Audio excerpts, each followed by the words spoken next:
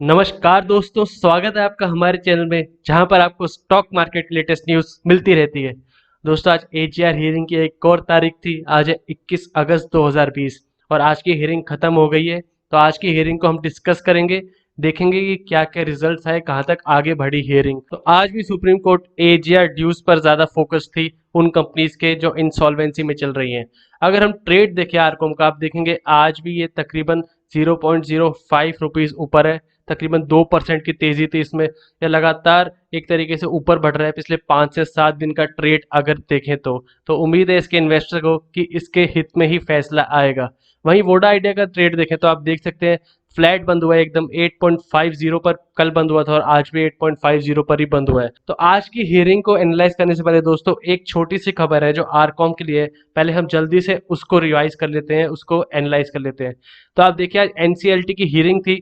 21 तारीख है आज। तो पहले 19 तारीख को होनी थी रेजोल्यूशन प्रोसेस की, तो वो हुई नहीं। लेकिन स्टेट बैंक ऑफ इंडिया को एनसीएलटी ने अप्रूवल दे दिया है कि वो अनिल अंबानी के ऊपर बैंकरप्सी प्रोसीडिंग शुरू कर सकती है। तो स्टेट बैंक को अनिल अंबानी की रिलायंस कम्युनिकेशंस पैसा ओ करती है, तो वहां पर अब स्टेट बैंक को मंजूरी मिल गई है एनसीएलटी की। और अब वो अपना पैसा निकालेगी जितना भी उन्होंने अनिल अंबानी जी को दिया है, एसेट्स बेचकर है, जैसे भी वो एसपीआई देखेगा। आप यहाँ देखें, दो कंपनी है आरकॉम और आरटीआईएल, रिलायंस टेलीकॉम इंफ्रास्ट्रक्चर लिमिटेड। इन दोनों को 2016 अगस्त में एसबीआई की तरफ से लोन मिला था और वो रीपे नहीं हो पाया था। तो आरकॉम पर 565 करोड़ का लोन था और 635 करोड़ का लोन था आरबीआईएल, यानी एसबीआई को अप्रूवल मिल गया है। तो इतना पैसा तो एसबीआई रिकवर कर लेगा। तो ये थी एक मेन न्यूज दोस्तों आरकॉम की। अब हम आज का एजीआर हियरिंग एनालाइज करते हैं। तो आप देखिए कि आज सुप्रीम कोर्ट ने भारती एयरटेल से पूछताछ की और साथ में वीडियोकॉन भी शामिल था। और दोस्तों आप ध्यान रखिए कि भारती एयरटेल वीडियोकॉन के साथ स्पेक्ट्रम शेयरिंग कर रहा था, ट्रेडिंग कर रहा था। तो जो रिजल्ट भारती एयरटेल के आएगा वही जियो के लिए भी आएगा, वही आरकॉम के लिए भी आएगा। तो अगर भारती एयरटेल को पे करने पड़े ड्यूज वीडियोकॉन के, तो वहीं रिलायंस जियो को भी आरकॉम के ड्यूज पे करने पड़ सकते हैं। तो उसके लिए थोड़ी राहत हो जाएगी। तो यहाँ आप देखें, बता रखा है कि स्पेक्ट्रम ट्रेडिंग पैक्ट में आया था भारती एयरटेल वीडियोकॉन टेलीकम्युनिकेशन के साथ, और उसके लिए भारतीय एयरटेल को पे करने पड़ेंगे वीडियोकॉन के एजीआर ड्यूज जब से ट्रेडिंग शुरू हुई थी। तो आप देख सकते हैं इंसॉल्वेंसी प्रोसीडिंग्स में जो कंपनी चल रही है, उनके ट्रेडिंग और उनका स्पेक्ट्रम तभी बेचा जाएगा जब इनके एजीआर ड्यूज पे कर दिए जाएंगे। और भारतीय एयरटेल को बोला गया है कि वो ड्यूज पे करेगा। तो जस्टिस अरुण मिश्रा ने साफ कर दिया कि ये जरूरी है, मैंडेटरी है कि पास ड्यूज क्लियर हो, पहले के ड्यूज क्लियर हो, तभी रेडियो वेव्स, तभी स्पेक्ट्रम ट्रांसफर हो पाएगा नए बायर को। तो आप देख सकते हैं यहाँ पर अगर भारतीय एयरटेल पे नहीं कर पाए टाइम पर, तो जो वीडियोकॉन के स्पेक्ट्रम ट्रेडिंग हो रही है, शेयरिंग हो रही है, वहां पर एक लॉक लग सकता है उसके लिए। आप देख सकते हैं जैसे जो कंपनीज बैंकरप्ट हो चुकी हैं, जैसे आरकॉम और वीडियोकॉन, अगर वो ड्यूज पे नहीं कर पाए, अगर वो काबिल नहीं है ड्यूज पे करने के, तो वो कंपनी करेगी जो इनके यूज कर रही है। तो आप देख सकते हैं अगर भारतीय एयरटेल को पे करना पड़ा तो रिलायंस जियो को भी पे करना पड़ सकता है। तो बड़ा धक्का लग सकता है और काफी बड़ी अमाउंट है आरकॉम की। तो रिलायंस जियो को काफी बड़ी अमाउंट पे करनी पड़ सकती है।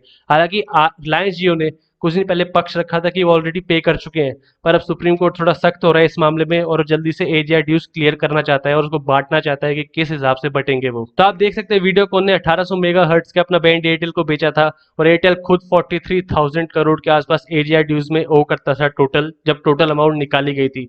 और एयरटेल ने दो और कंपनियों के, आप देख सकते हैं एयरसेल और है, एयरसेल के भी उन्होंने स्पेक्ट्रम शेयरिंग की थी। तो यहाँ पर भी उनको एक धक्का लग सकता है। एयरसेल का ओ देखिए आप 12,280 करोड़ और वीडियोकॉन का आप देखिए 1,376 करोड़।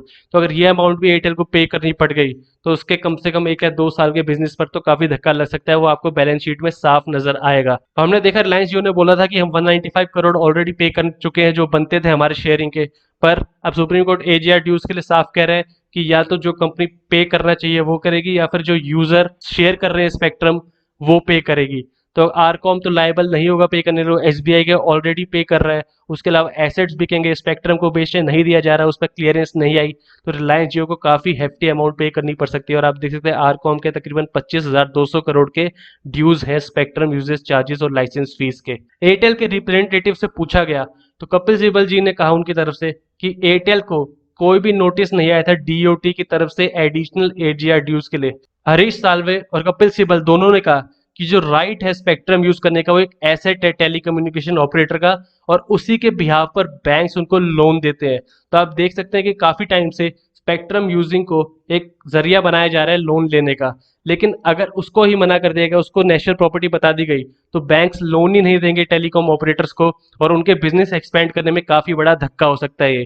तो अब हम शब्दों में देख लेते हैं और ब्रीफ देख लेते हैं जल्दी से इस केस का।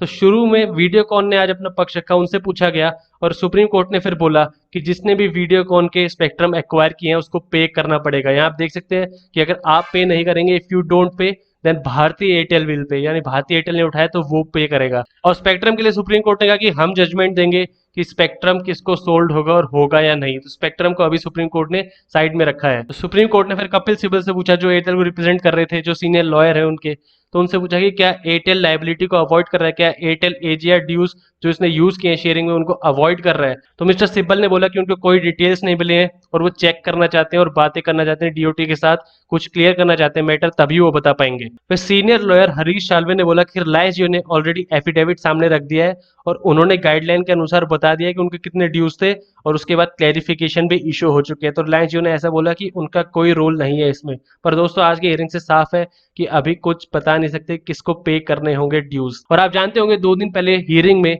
सरकार को बोला गया था कि वो आरकॉम और रिलायंस जियो केस का फैसला ले, तो उस पर अभी कोई क्लैरिफिकेशन नहीं आई। आप यहाँ देख सकते हैं गवर्नमेंट ने कोई क्लेम नहीं किया है अभी आरकॉम ड्यूज को जियो पे करेगा या नहीं, तो वहां से ये डिसीजन आता हुआ लग रहा है। और आप देख सकते हैं हरीश साल्वे जी ने आर्ग्यू किया कि डीओटी एनसीएलटी में चैलेंज कर रहे हैं कि स्पेक्ट्रम नहीं बेचा जा सकता और वो बोल रहे हैं कि स्पेक्ट्रम सेल नहीं हुई तो किसी की मदद नहीं होगी, किसी का पैसा रिकवर नहीं होगा और कंपनीज की भी मदद नहीं होगी, वो दोबारा रिवाइव भी नहीं कर सकती कि उनको लिक्विडेशन में जाना पड़ेगा। ये बड़ी प्रॉब्लम है दोस्तों। अगर बैंकरप्ट हो गई कंपनीज और उसके स्पेक्ट्रम सेल नहीं करने दिए तो कंपनीज लिक्विडेशन में जा सकते हैं, उसके सारे एसेट्स बिक सकते हैं और कंपनी बंद हो सकती है। यहाँ आप देख सकते हैं उन्होंने कहा कि स्पेक्ट्रम अगर सेलेबल नहीं है, SC holds that spectrum is not saleable then it will not help recover AGR dues. यानी फिर एजीआर ड्यूज कैसे रिकवर होंगे, सुप्रीम कोर्ट बताए। और कल एयरसेल ने भी ये माना था कि अगर स्पेक्ट्रम को इंक्लूड नहीं किया गया तकरीबन 1% से भी कम एजीआर ड्यूज रिकवर होंगे। तो साफ है कि स्पेक्ट्रम काफी इंपॉर्टेंट फैक्टर है पैसा रिकवर होने के लिए। और आरकॉम और बाकी कंपनीज के सारी डिटेल्स मांगी गई थी कुछ समय पहले कि 1999 से, आप देख सकते हैं जब से गाइडलाइंस आई थी तब से अब तक कितना स्पेक्ट्रम यूज हुआ है, कितना ट्रेड हुआ है, कितना शेयर हुआ है, तो उसकी गाइडलाइंस अभी नहीं दी गई है। सुप्रीम कोर्ट ने यही ऑब्जर्व किया कि आरकॉम के ड्यूज जो 1999 तक के मांगे गए थे अब तक पेश नहीं किए गए हैं, तो उसमें ऐसा बोला गया कि अब मंडे को पेश किए जाएंगे और ये हियरिंग भी मंडे को 4 बजे तक एडजर्न हो गई है। तो आज फ्राइडे था, अब वीकेंड आ गया है, तो अब मंडे को आगे बढ़ेगी हियरिंग। और आप देख सकते हैं आज भारतीय एयरटेल का थोड़ा मैटर उठा है और उसमें भारतीय एयरटेल को भी एक तरीके का नुकसान होता दिख रहा है कि वहां पर उनको वीडियोकॉन और एयरसेल दोनों के एजीआर ड्यूज पे करने पड़ सकते हैं और उसमें रिलायंस जियो का भी नुकसान होगा। पर वोडाफोन आइडिया के लिए कोई बात नहीं की गई है, उनका एजीआर ड्यूज सबसे हेफ्टी अमाउंट है, तकरीबन 50,000 करोड़ के आसपास और पे करना है उनको, तो उनके बारे में कोई बात नहीं की गई और ये असर उसका शेयर पे भी दिखना है हमें। तो अभी लगता है कि सोमवार की हियरिंग में आरकॉम और रिलायंस जियो का मैटर उठेगा कि सुप्रीम कोर्ट ने बोला है कि आरकॉम और रिलायंस जियो दोनों की लायबिलिटीज जानना चाहता है, कब से शेयर हो रहा है और कितना अमाउंट बनता है। और रिलायंस जियो ने कहा हम ऑलरेडी 195 करोड़ पे कर चुके हैं, पर सुप्रीम कोर्ट ने बोला कि मंडे को एफिडेविट फाइल कीजिए और उसके बाद हमें बताइए कि कितना ड्यूज आपके बनते हैं और वो चेक किए जाएंगे डीओटी के द्वारा। और डीओटी ने ऑलरेडी डिटेल्स दे दी है कि लाइसेंसेस कब दिए गए थे इन कंपनी को और ट्रांसफर डेट कब थी, तो इतना सुप्रीम कोर्ट को इन्फॉर्मेशन आ चुका है। और उसके बाद हियरिंग चलने के बाद सुप्रीम कोर्ट ने मंडे 4 बजे तक हियरिंग बंद कर दी। तो आप देख सकते हैं दोस्तों आरकॉम के लिए आज भी एक पॉजिटिव न्यूज ही है क्योंकि इसके ड्यूज कम हो सकते हैं। जो भारतीय एयरटेल के डिसीजन आएगा वो रिलायंस जियो के लिए भी आएगा और वो आरकॉम को डायरेक्टली इफेक्ट करेगा। जहां हम बात करें भारतीय एयरटेल वोडाफोन के स्टैकर्ड पेमेंट्स की, उस पर अभी कुछ कहा नहीं जा रहा है। तो पहले सुप्रीम कोर्ट चाहता है कि सबके ड्यूज बराबर हो जाए, सबके हिस्से में बांट दिए जाए कितने ड्यूज हैं आपके, और उसके बाद सब अपना पक्ष रखेंगे कि हम इतने टाइम में दे सकते हैं, हम इतने टाइम में, और उसके बाद इसका फैसला लिया जाएगा। और आप ये बात फिर से ध्यान रखें दोस्तों कि 2 सितंबर को जस्टिस मिश्रा रिटायर हो रहे हैं, तो वो भी एक इंपॉर्टेंट फैक्टर है इस केस में। तो ये थी दोस्तों आज के एजीआर केस की लेटेस्ट अपडेट। वीडियो पसंद आए तो लाइक कीजिए और ऐसी और वीडियोस के लिए हमारे चैनल को सब्सक्राइब कीजिए।